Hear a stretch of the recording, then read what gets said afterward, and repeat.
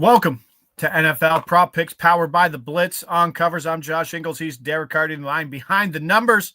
It's Friday, Derek, and we are not Matthew Stafford fans. That I think there's been two giant plus 75% or better win probability quarterback rushing props that, I mean, if you box score handicap, it looked good. On the other sides, everything looked good. And out of nowhere, old Matty Stafford thinks it's cool to truck on 3rd and 10 for 11 yards. I mean, I sat here for 5 minutes on Wednesday and talked about how it was the best play of the whole week. And then he goes out and does that to me. Like, how rude. How rude, Matthew Stafford. Rude. I don't know if there's a lot of people winning a ton of bets on Thursday night football. I don't know. The worst part is I saw people tweeting like, oh, everyone had over bets and everyone's losing. It's like, I had under bets and they lost too. Which under bets did you lose? I lost Matthew Stafford under. Oh, that one. Yeah, sorry. Yeah. Yeah, That's what the cesspool out there. Oh, you guys don't bet total unders? No. It was just an ugly game in general. Where were you on the weather in that game? That weather kind of got me by surprise in terms of the impact within that game, and I think it did with the markets. Yeah, so I was kind of following Kevin Roth's reports leading up to the game, and he was like, yeah, there's I think he said a 60% chance of rain. Yeah. It'll probably be light. It'll probably be gone by the end of the game. So I had different settings in the Blitz for different kinds of rain. So I put kind of like a pretty conservative one on there. But yeah, it wound up being a little bit more than I think we were all expecting.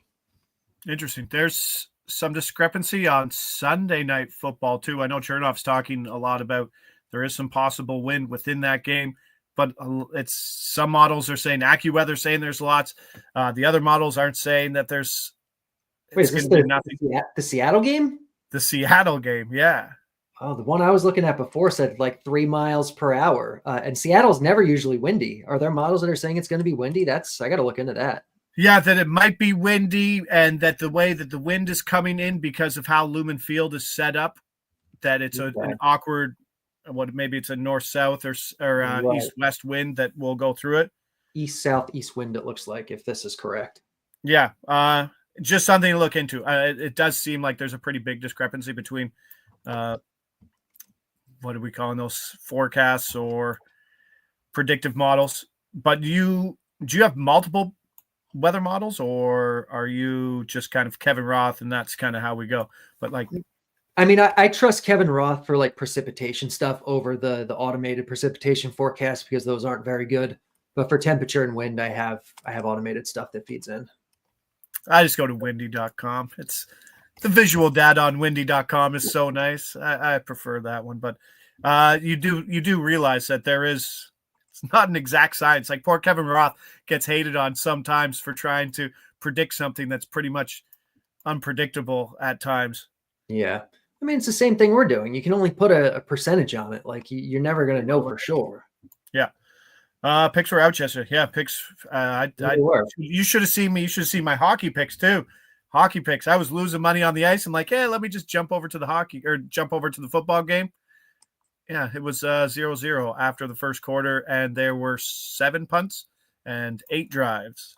That's how ugly things were in the beginning of that. But let's get going for the early game. And I think because I'm not sure on where we mentioned that the wind on the Sunday night game or where it's going to land. I think it's only – I did the preview for this game, and I liked that you had Josh Jacobs over for some yardage, and we'll get to it. But I think where you like it, and if there is a win, then it's only going to be better for a guy coming off more rest. So let's get right to it. Sunday night football, Green Bay, Seattle. Seattle now in a 2.5-point dog, bouncing around between 3 over under at 46. It was at 47.5, 48, I believe, and now it's down to that. Kenneth Walker still questionable, but I mean the stock on Zach Charbonnet couldn't be higher after last week. But here we are. Let's go. Bet365, rushing props. We're going lean, and we're going Josh Jacobs over. 73.5 rush yards, minus 110 here. Josh Jacobs over 73.5 rushing yards. What I pulled out from my game preview on that, I don't know how much you can read into it, but 2 games ago, Josh Jacobs was playing on short rest. And we actually mentioned it with the Kyron Williams thing about LaFleur. Yeah, talking about what he wanted to do with his back coming in on a short week after a big workload. And then Josh Jacobs played another Thursday game, although like a full weeks of rest, but he's played back-to-back Thursday games in back-to-back weeks. But now there's a chance for him to have a giant workload in a game versus Seattle, who, I mean, they've beat Arizona twice in the last 3 weeks and the Jets, and everyone's starting to crown them as this formidable defense. But as you've taught me, I don't know, basing your handicap on defense can be pretty noisy. It can be. You want to be a little bit careful about it. More than anything else, like this is about, they're just giving Jacobs a ton of volume. And historically, LaFleur has given his historically, LaFleur has never really had a workhorse running back like Jacobs. But whoever like the lead has been, Aaron Jones or whoever, as they kind of come down the stretch, he tends to ride that guy even harder because he doesn't have to save him up for the rest of the year the way he does early in the year. So like you can see Jacobs' usage trends trending up. On the year, he's gotten 68% of the design runs outside the red zone. And then the last 3 weeks, it's 79%. Last week was 86%. Like he's just getting a lot of work. And like you said, with the wind here, if it is windy, I don't have it projected windy right now. If it is windy, that only helps this. Yeah, I like the floor of it myself too. And it's one of those ones we don't bet a lot of star player overs, but it's nice to be on the side where first drive, whether or not they get a first out, he's probably going to get 2 carries, right? Like I'd probably take the over on 2 carries on first drive, even if they only ran 3 plays. I like it. I like it a lot. There was a quote this week out of them too, like, because they were like really pass heavy under LaFleur the last few years, and they've been pretty run heavy this year, kind of out of nowhere. And they came out basically and said, and they're like, yeah, like when you have a running back like Josh Jacobs, how can you not run the ball a lot? So like it is what they're intending to do. And I think there are very few running backs in the league where you're like, well, probably can't give this guy 30 carries again or something. I mean, I think he's had 2 games of 30-plus carries. Look at the mileage on the tires. I don't know. He's an Alabama running back. He's just had heavy workloads his entire life. It's all he really knows. He's like the Frank Gore of this generation where it's just like, all right, here's your 20 carries. I think for my SGP in this game, I think I had Jacobs 100 yards, which isn't far off from your projections because I think your projections are 92 yards. Yeah, something like that. 20 carries, which is on your projection as well too, and then a touchdown, and that was 7-1. So I like that. So the all Jacobs play with obviously some questions in terms of what the Seattle offense is going to do with Kenneth Walker, who I'm probably leaning more on doubtful than probable at this point of the week. That's where we are with that. We still got a little more action on this Sunday night game. All right, let's keep going. We're at Bet Rivers. We got another lean here. And let's go passing props. Oh, Lord. Geno Smith, even money on the under. Geno Smith, under 0.5 interceptions, even money on the under. It's an interesting one because we mention it every time we talk about this prop or the touchdown prop, and I'm going to put you on the spot. Like, what would be some advice to someone who's trying to, like, handicap this themselves without a model, which seems really difficult to do just because it's price-based? Yeah, my advice is don't. Use a model. That's kind of the only way I can think of to find value in this because it's not intuitive the way – I mean, yeah, it's kind of bad to try to, handicap yardage props, without a model. But, like, you can – it's reasonable enough to think you can do it to some degree. With interceptions where it's just pure probability, like, you really can't. Like, your brain's not going to be able to be like, well, I think Geno has only a 40% chance of throwing an interception here, and so even money looks good. Like, you're not doing that in your head. Use a projection model, ideally a good one like the Blitz. And this is a really good market. I like this market this year. I mean, not just this year, but in particular, I've really leaned into it this year, and it's it's good. It's not an intuitive market, so it doesn't get bet as heavily. It's not as popular of a market. And a lot of the value has been on the under, because if people do bet it, they're betting overs. And, it's good. Unless you're Jameis Winston, who still projects well on the over interceptions. I bet his over again this week. It's nuts. Like, I don't know. The books are so stubborn in terms of pricing what Jameis Winston is as a quarterback, because is over 35.5 pass attempts is projected for 40 from you again. And like the only one he's gone under 40, like his market's at 35. He's gone over 40 plus in every start except for the snow start versus Pittsburgh.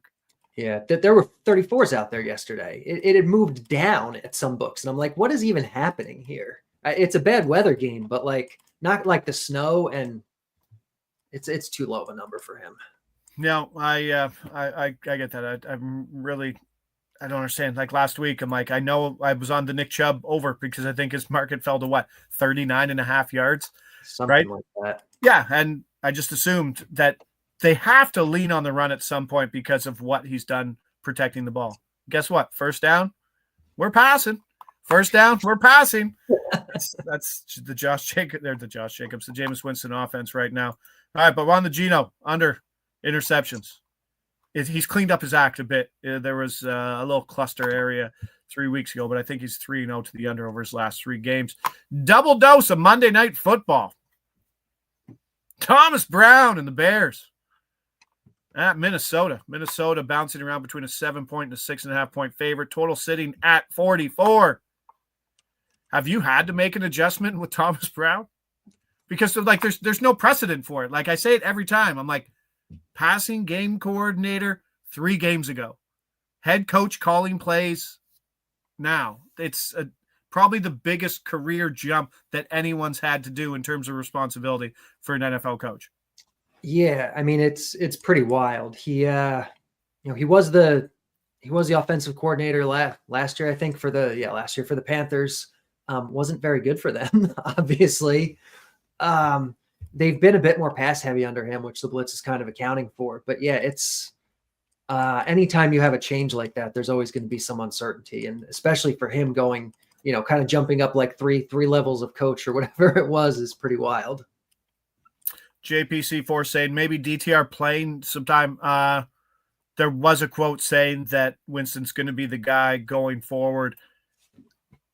I kind of believe where it is within this game. I think, especially versus Kansas City in that game, that they want to give Jameis the game because he gives them the best chance. Like if you're playing for nothing for the entirety of the year, you can knock off the Chiefs in one game. Sure. Maybe DTR comes in later in the season, but I think you get a full reign of Jameis in that spot. I think there's been that risk there, a small risk there the last few weeks. And one of these weeks we'll probably get bit by it. But if we're going to win 5 Jameis pass attempts overs and 5 interceptions overs before DTR comes in, and you might win the interception over on that game because that's why he comes in, I'll take that. I'll keep riding it until it happens, I think.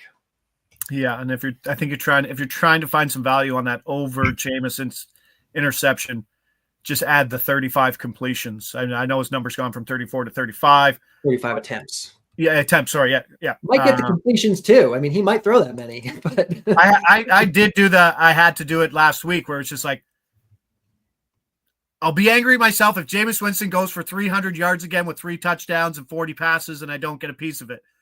He had all the volume to pass last week, but just didn't have the output in terms of yardage and TDs. But maybe this week because you can't run against Kansas City. All right, where are we? This one's plummeted. I probably should have spit this out before.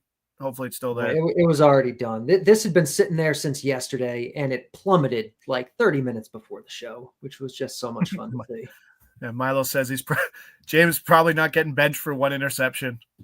Yeah, which is a really good point, right? Like where do you draw the line with the Jameson benching? That's enough. 2 pick sixes, that's enough. Bet365. Where are we? Are we in lean territory now? Yeah, we're in lean territory. Okay, sorry, I didn't update. This was strong play territory. We had this at plus 145 an hour ago. DeAndre Swift over 2.5 receptions, right? Yes. 120. As producer Mick rips it off there. Yes. Over 2.5 receptions plus 120 on the lean. On the lean. Now, he's running about like 20 routes per game.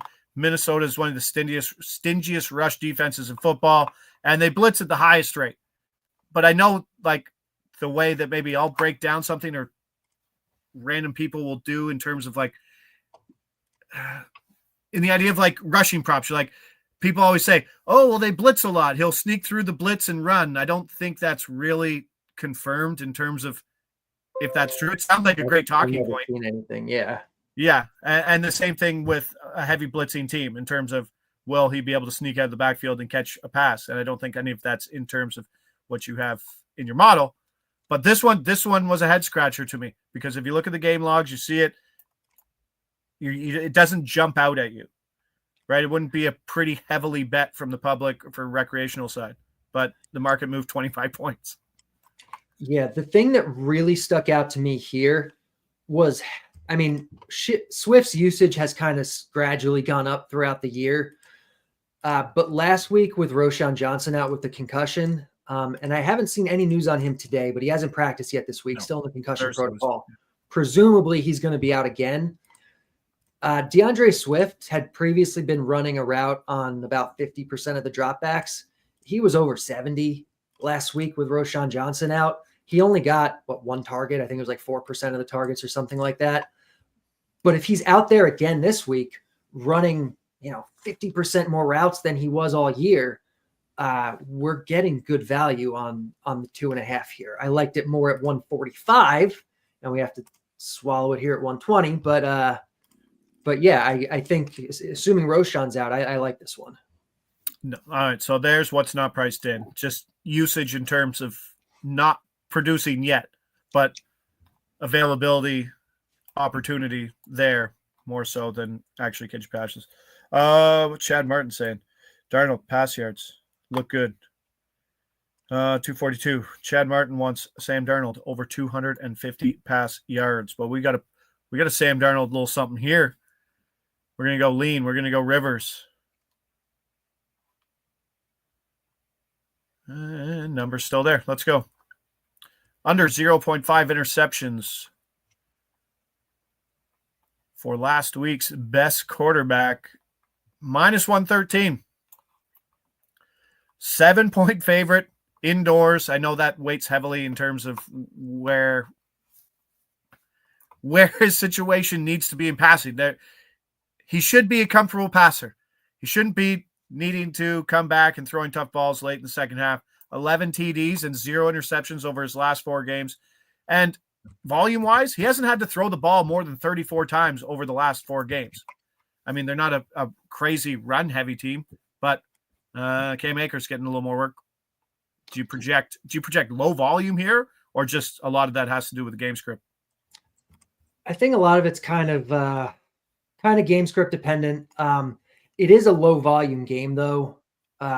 Actually, this game projects as the slowest pace game on the slate. I didn't think it was going to be that low, but it is. So a lot of it's going to be that.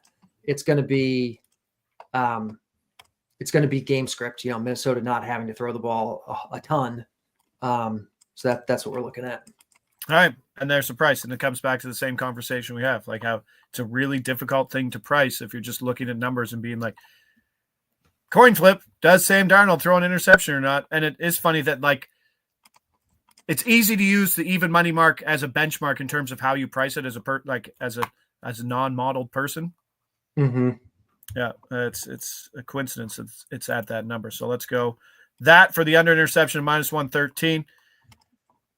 Atlanta, Las Vegas, and this one's so funny because you're on both sides of 2 narratives that nobody wants to touch. Right? You're on one narrative with maybe Desmond Ridder having to throw the ball to somebody, and Kirk Cousins on the other side, who, let's be honest, is not been great over the last 4 weeks. It comes to that point as a bettor. When that narrative gets so high, there's usually value on the other side. So let's get going. We are at 365. We are on lean territory, and this, we saw it go from 59.5 to 61. Receiving markets. And it's at 63.5. It's got to be somewhere. Oh, that's no wrong guy. Yep. 61.5. Jakobi Meyers. If you follow Derek's numbers, if you follow the Blitz numbers, Jakobi Meyers over 61.5 receiving yards, -110. It's like Jakobi Meyers every week. Oh, yeah. Every week it loves Jakobi Meyers. I'm like, why does it like Jakobi Meyers? His 9 of 11 of his games, he's had at least 49 receiving yards. And that's a guy that's probably had the worst quarterback play in all of football. His floor is incredibly safe. And the Brock Bowers insulation that everybody wants to bet kind of insulates the value of what Meyers really is. It really does. Like, all the hype is around Bowers in this offense. And I don't think people realize, or they probably don't think, the offense can kind of support two guys, but it can. Meyers and Bowers combined for like 60% of the targets. Meyers has actually out-targeted Bowers. It's kind of wild to me that he still gets no respect. He's just really good. He plays for a bad team, sure. Bad quarterback, probably Desmond Ridder this week, but we're just going to keep doing Jakobi Myers. The Blitz is projecting. Is there a big drop-off between?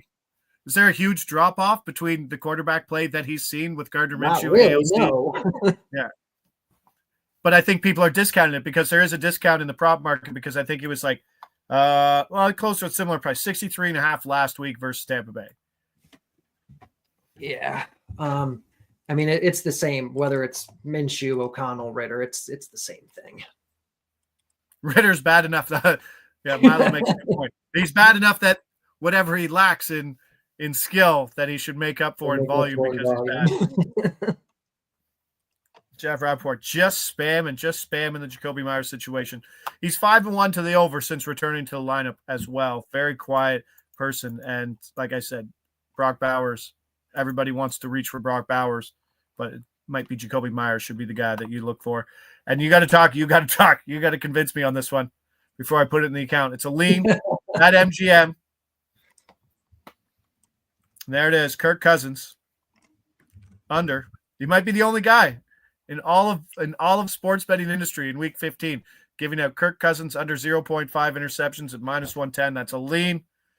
Talk to me. But I'm assuming a lot of it is, like I said, the narrative around what Kirk Cousins is and the probability in which actually throwing an interception is. That's exactly what it is. The narrative right now is Kirk Cousins is terrible. And Kirk Cousins is not terrible. He's a decent average / below average NFL quarterback. If you're doing the game log hunting stuff, if you're looking at the recent interceptions, like, that's going to skew the perception of what he actually is. It's not very predictive of games going forward. Blitz thinks there's about a 60% chance he does not throw an interception here. And so we'll bet it. We'll just be objective and not feed into the narratives that, are kind of baseless. And they could be, and let's be honest, they're facing Desmond Ridder, right? Like, they should be hopefully playing with the lead. It shouldn't be, we need Kirk Cousins in comeback mode this week. Right. Theoretically, that should be the case here. Maybe he's actually bad and has a pea shooter for an arm. But as Derek said, and I'll defend him in this, he's an average to below average quarterback, right? Like, these are similar prices to QB 17, QB 18, QB 19 in the league. Like, we're not taking, we were getting like Joe Burrow at similar price, which is kind of crazy to think about, right? Yeah. He doesn't have to be great for this to be a good value. If you think Kirk Cousins is one of the worst quarterbacks in the league now, maybe this isn't good value, but in all probability, he's not one of the worst quarterbacks in the league. He's just a guy who's going through a rough patch. Yeah, Derek had a lot of leans. Yeah, I wish. Yeah, I'm sure Derek wished there was things showing more value, but in Derek's case, the Josh Jacobs one was 72.5 yards rushing. His model shows 90 yards, something like that. Yeah. So what Derek describes as a lean would probably not be a lean in most people's books when they saw the edge that they have. Yeah, the leans are. Leans have been profitable. Just because we call them a lean doesn't mean they're a throwaway. Like, leans have been profitable when you look at our record. this year and all time. So it's just, they're not like hit you over the head value that I like to see to call it a play. But they're so good usually. Yeah, you referenced it. Like if you were sitting here, we asked you to make a play on all the games in week 15. Maybe these leans don't make that card because they probably wouldn't make the cut. Like they wouldn't be in my top 50 bets, but maybe they'd be in the top 100 or top 150 or something like that. Which is fine, Josh Jacobs over rushing yards is my best bet of Sunday Night Football, though, in terms of that. And I really like the extra rest that they've given him because I think hopefully they lean on him. But yeah, 92, really close, over 20 carries also as well.